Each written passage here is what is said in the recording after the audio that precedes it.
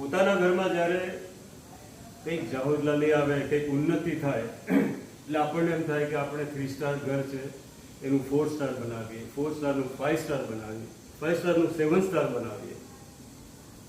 તો આપણે એક એવા ફેમિલીને મળીએ કે જેણે વર્ષ પહેલાં જ ઘર બનાવ્યું છે, 5 સ્ટાર જેવું ઘર છે, અને આપ જોશો તો એ જ ઘરને અત્યારે એમને જીન શાસનને 8 દિવસ સોંપેલું છે અને એમાં ઘરમાં જ આખી આંબલીશાળા બનાવી દીધી છે.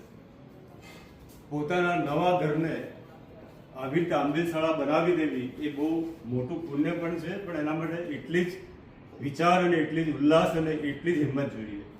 આપ જોશો તો બહાર અહીંયા એમની જે ગેલેરી છે ત્યાં આખું વાસણ, પછી અહીંયા રસોડું,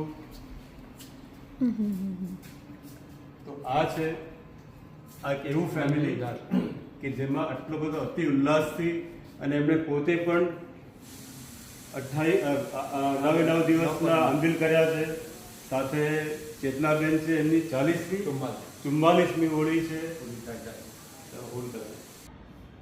તો ધવલ, જીનલ, તમને લોકોને ખૂબ ખૂબ ધન્યવાદ.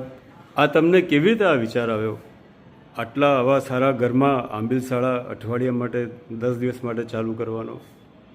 સાચું કહું તો મેં જરાક બી વિચારેલું નહીં, પણ મારી મમ્મીએ એકવાર ખાલી દુબઈ આવેલી ને તો એણે કીધું દુબઈ આવું થાય છે, બધાના ઘરે ઘરે પણ આવી રીતના આંબીલ, તો આપણે ક્યારે કરાવશું. મેં દુબઈમાં 2 વાર લકી ડ્રોમાં નાખ્યું પણ આવ્યું નહીં.